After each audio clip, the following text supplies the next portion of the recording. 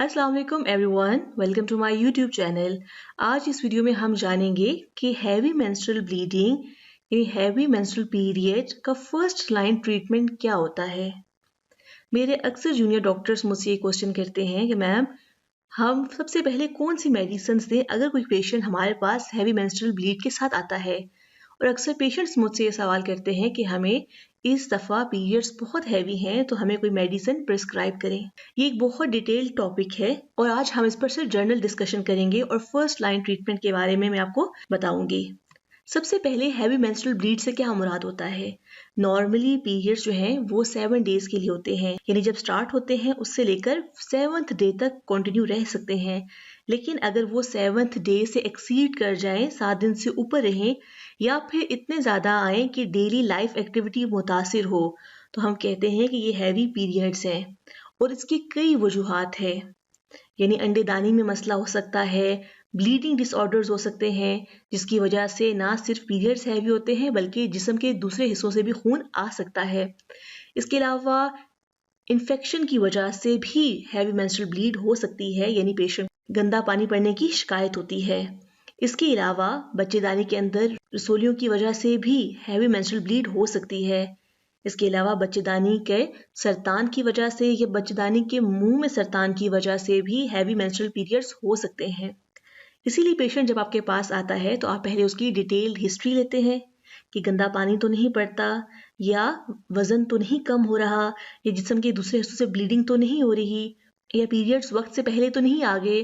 तो आप journal question करते हैं। इसके अलावा आप एब्डोमिनल यानी पेट का और अंदरूनी हिस्से का मुआयना करते हैं स्पेक्युलम के जरिए। पेट के मुआयने से आपको पता चल जाएगा कि कोई रसोली तो नहीं है। और जब अंदरूनी मुआयना आप स्पेक्युलम के जरिए करते हैं तो पॉलिप देख सकते हैं, सर्विक्स को विजुलाइज कर सकते हैं, गंदे पानी को देख सकते हैं। तो अगर आप डॉक्टर के पास गए या आप डॉक्टर हैं और आपने किसी पेशेंट को देखा, आपको हिस्ट्री में कोई खास बात नहीं पता चल रही, आपने पेट का मुआयना किया, अंदरूनी हिस्से का मुआयना किया और कोई खास चीज नजर नहीं आ रही, सेकेंड काम आप क्या कर सकते हैं, आप अल्ट्रासाउंड करवा सकते हैं। अल्ट्रासाउंड पे आपको अंडेदानी सही नजर आ रही है, कोई रसोली नजर नहीं आ रही, यानी सब कुछ ठीक है। इसके अलावा पेशेंट की उम्र 45 साल से कम है और आपने उसे खास तौर पे पूछना है कि ब्रेस्ट कैंसर का ट्रीटमेंट तो नहीं ले रही, यानी टेमोक्सिफेन एक मेडिसिन है, उसका इस्तेमाल तो नहीं कर रही।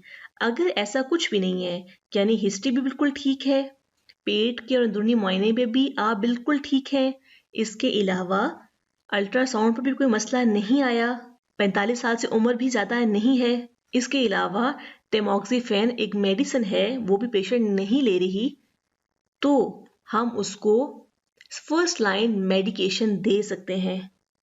इसके अलावा फर्स्ट लाइन मेडिसिन या आप उन पेशेंट्स को भी दे सकते हैं जिससे आपने जनरली पूछा कि जिस्म की किसी और से ब्लीडिंग तो नहीं आती, गंदा पानी तो नहीं पड़ता, वजन तो नहीं कम हो रहा, एक पीरियड से दूसरे पीरियड के दरमियान में ब्लीडिंग तो नहीं होती, तो तब भी बगैर अल्ट्रासाउंड किए आप फर्स्ट लाइन मेडिसिन दे सकते हैं।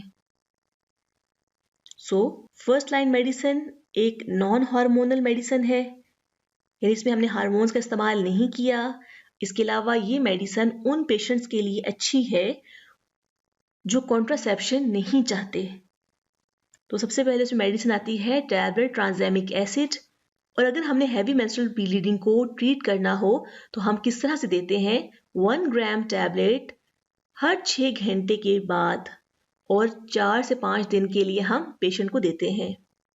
अगर आपके पास कोई पेशेंट आता है तो उसे आपने कहना है कि अगर वो पीरियड्स के 4 डे पे आता है और कहता है कि मुझे बेइंतहा ब्लीडिंग हो रही है, या वो पीरियड के 10th या 12th डे पे आती है और कहती है मुझे बहुत ज़्यादा ब्लीडिंग है, तो जब भी आपके पास आई आपने उसे कहना है कि 1 ग्राम टैबलेट ले, हर 6 घंटे के बाद उसने लेनी है और 4 से 5 दिन तक लेते रहनी है। अगर वो टैबलेट 500 मिलीग्राम में है तो 1000 मिलीग्राम लेगी एक टाइम, यानी 1000 मिलीग्राम 1 ग्राम के बराबर होती है। तो अगर 500 मिलीग्राम की मेडिसिन है तो 2 गोलियां एक टाइम लेगी हर 6 घंटे के बाद।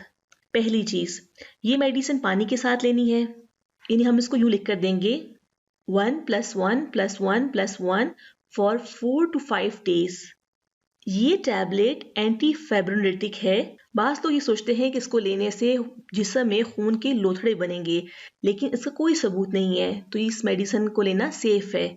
हाँ, लेकिन अगर आपके जिस्म में कोई हिस्ट्री हो कि खून के लोथड़े कभी बने हो तो आप ये मेडिसिन मत लें। अगर ये पेशेंट मेडिसिन नहीं लेना चाहती तो आप उसको पोनस्टॉन भी दे सकते हैं, यानी टैबलेट मेफिनेमिक एसिड उसका फार्मूला है। 500 मिलीग्राम सुबह दोपहर शाम 3 दिन के लिए। जो ट्रांसएमिक एसिड है वो ज़्यादा अच्छी मेडिसिन है, वो ज़्यादा ब्लीडिंग को रोकती है, लेकिन मेफिनेमिक एसिड भी ली जा सकती है। आप किसी ऐसे इलाके में बैठे हैं या घर में अमूमन पोनस्टॉन की दवाई जो है वो मौजूद होती है, तो आप फ़ौरन से वो ले सकते हैं। सुबह शाम दोपहर 3 दिन के लिए लेनी है। पोनस्टॉन अगर नहीं है तो आप इसकी जगह आइबुप्रोफेन भी ले सकते हैं। इसके अलावा नेप्रोक्सेन भी ले सकते हैं, लेकिन वही बात है कि इनका असर कम हो जाएगा। तो सबसे बेस्ट एनसेड हैवी मेंस्ट्रुअल ब्लीडिंग के लिए मेफिनेमिक एसिड है, लेकिन एनसेड का नुकसान ये होता है कि ये जीआईटी सिम्टम कॉज करती है, यानी अगर आपको मैदे की तजाबियत की शिकायत है या अल्सर है तो ये शिकायत बढ़ जाएगी इससे। सो बेहतरीन तरीका ये होता है कि अगर कोई भी पेशेंट आपके पास फॉर द फर्स्ट टाइम आए और कहती है कि डॉक्टर साहब इस बार मुझे 8th या 10th डे है लेकिन अभी तक ब्लीडिंग नहीं रुक रही, या मेरा 15वां दिन है और ब्लीडिंग नहीं रुक रही और कोई खास वजह नजर नहीं आ रही पूछने पर या एग्जामिनेशन करने पर, तो बजाय इसकी कि हम अल्ट्रासाउंड करें और महंगे मजीद टेस्ट करें, हम उसको फर्स्ट लाइन ट्रीटमेंट दे सकते हैं ट्रायल बेसिस पे कि आप तुम वक्ती ये मेडिसिन इस्तेमाल करो, तुम्हें आराम आ जाएगा। मोस्टली पेशेंट्स को आराम आ जाएगा क्योंकि बाज़ औक़ात पीरियड्स कुछ टाइम के लिए वैसे भी ख़राब हो जाते हैं। तो हम उसे कहेंगे कि जिस वक्त वो आपके पास आई है टैबलेट ट्रांसएमिक एसिड 1 ग्राम लेनी है, एक गोली अगर वो सुबह 6 बजे लेती है, दूसरी 12 बजे, तीसरी शाम 6 बजे और चौथी रात को 12 बजे, और ये मेडिसिन 4 to 5 डेज की लेनी है। और साथ में बेहतर है कि आप उसको टैबलेट पोनस्टॉन भी दे दें 500 मिलीग्राम सुबह दोपहर शाम 3 दिन के लिए। अब ये तो वो आपने लिख कर दिया जब पेशेंट आपके पास I for the first time, कब तक देनी है आपने। जैसे आपके पास आई ये टैबलेट वो 4 to 5 डे लेगी और पोनस्टॉन वो 3 दिन के लिए लेगी। अब उसे आपने ये कहना है कि अगर ब्लीडिंग रुक गई तो ठीक है और रुक जाएगी, ये 24-48 घंटे लगते हैं इनको एक्ट करने में। तो अगर ब्लीडिंग रुक जाती है और जब नेक्स्ट टाइम पीरियड्स होंगे तो सेम यही ट्रीटमेंट लेनी है, यानी जब नेक्स्ट टाइम पीरियड्स होंगे तो उसके फर्स्ट डे पर यही फार्मूला आपने इस्तेमाल करना है, यानी टैबलेट ट्रांसएमिक एसिड और टैबलेट मेफिनेमिक एसिड यानी पोनस्टॉन दोबारा से इसी तरह से इस्तेमाल करनी है। टैबलेट ट्रांसएमिक एसिड 4 to 5 डेज के लिए, जबकि पोनस्टॉन पहले पीरियड्स के 3 दिन के लिए इस्तेमाल करनी है। इसी तरह जब थर्ड टाइम पीरियड्स आएंगे तो अगेन आपने टैबलेट ट्रांसएमिक एसिड 4 से 5 दिन के लिए इस्तेमाल करनी है, जबकि टैबलेट मेफिनेमिक एसिड 3 दिन के लिए इस्तेमाल करनी है, पहले 3 दिन के लिए। ये जिस दिन ब्लीडिंग स्टार्ट होगी उसी दिन आपने लेना शुरू कर देना है और मोस्टली ये मसला हल हो जाता है। लेकिन अगर 3 महीने के बाद भी हैवी मेंस्ट्रुअल ब्लीड रहे, यानी पीरियड्स ज़रूरत से ज़्यादा आए, तो ये वो पॉइंट होता है जहाँ पर हमने मज़ीद इन्वेस्टिगेशन करनी होती है वजह को जानने के लिए, ताकि उस वजह के मुताबिक हम इलाज करें। फिर हम अल्ट्रासाउंड, MRI या मज़ीद मेडिसिन जो है उसमें ऐड कर सकते हैं। मुझे उम्मीद है कि मेरी ये वीडियो आपके लिए इन्फॉर्मेटिव होगी। इससे रिलेटेड आप कोई भी क्वेश्चन पूछना चाहते हो तो आप कमेंट बॉक्स में पूछ सकते हैं।